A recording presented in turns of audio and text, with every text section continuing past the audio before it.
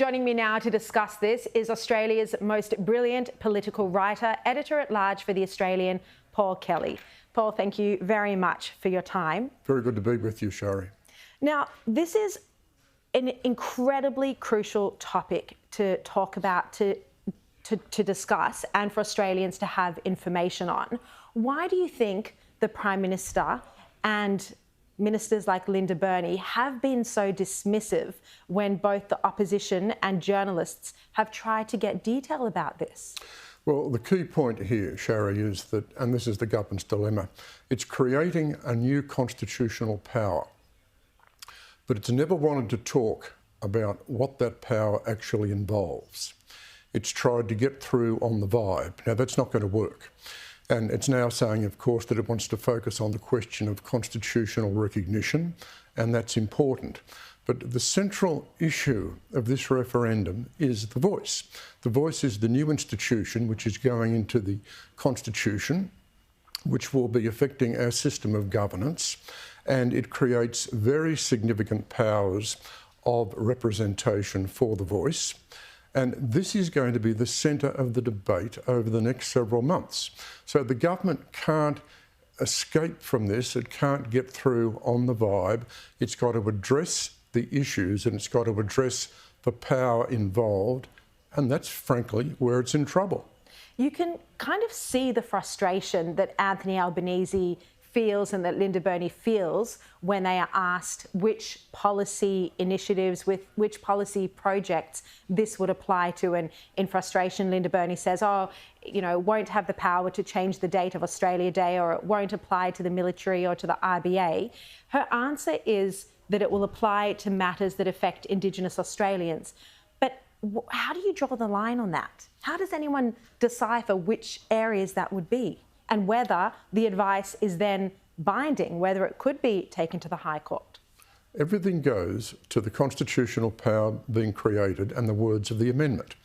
And when you look at that, it's very clear the voice can give advice on Australia Day, on changing the date of Australia Day. The voice can give advice on virtually the entire area of government, public policy decision-making. It could give advice on the safeguard mechanism, for example, although the Prime Minister mocked that idea several weeks ago. Look, this is quite extraordinary. We're talking about the creation of an independent body yet to be created that will have great moral authority, that will have great constitutional ambit in terms of making representation. The government won't be able to tell the voice what to do, yet we now have ministers trying to tell us what the voice can do and can't do. This is crazy. It's completely bizarre. And the comments made by ministers and other people about what the voice can do and can't do are worthless. And the reason I say they're worthless is simply because the government doesn't know what the voice will do. Ministers don't know. I don't know. The media doesn't know. The only thing that counts is the power that's being created.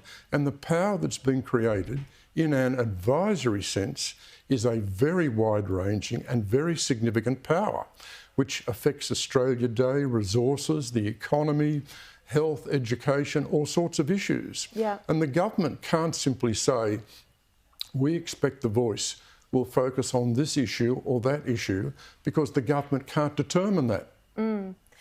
Paul Kelly, you've been around, without being impolite about your age, you have been around a long time. You've covered a lot of governments, you've covered a lot of prime ministers. Is it your sense that Anthony Albanese has had a very good pathway politically for a while now? He became leader, his team was united, he had a successful election campaign, he's had the longest honeymoon for a Prime Minister. I mean, it's lasting a very long time, notwithstanding Katy Gallagher being under pressure over the past couple of weeks. Do you think this is why he seems to have faith in himself that the referendum will be carried? Do you get that sense that... Well, because we saw his comments at the press conference when it got through the Senate. He said, I have faith in the Australian people. He was almost saying he has faith that it will be carried. Look, He's done very well as Prime Minister. We can't take anything away from him. His performance over 12 months as Prime Minister has been impressive, and he's conducted himself, I think, in a very impressive way. And of course, he says he has faith in the Australian people. Prime Ministers have got to believe in themselves. They've got to believe in their power and their authority. And that's what we see here. But there's a problem. There's a problem when it comes to this referendum. And the problem, I think, is the Prime Minister's made a misjudgment. And the misjudgment is he's creating a power that he has not prepared to have a frank discussion with the Australian people about in terms of what it actually involves. And the government was warned about this. The government's been warned for months and months and months on the need to change this question, on the need to change the model, on all the risks involved in the model. It refused to listen to any of that. And now it's too late. Now the bill's passed the Parliament. The government is caught with this particular model, and the model has got flaws in it. And it's not just the question of the fact that the Voice is perfectly entitled to make a recommendation about changing the date of Australia Day, and there will be many other issues that will be raised in the course of the campaign that the Voice is also entitled to make recommendations about. The government seems to be caught without any tactical appreciation of what was going to happen. Paul Kelly, an honour to have you on. Once again, thank you very much for your time. Thanks, Sherry.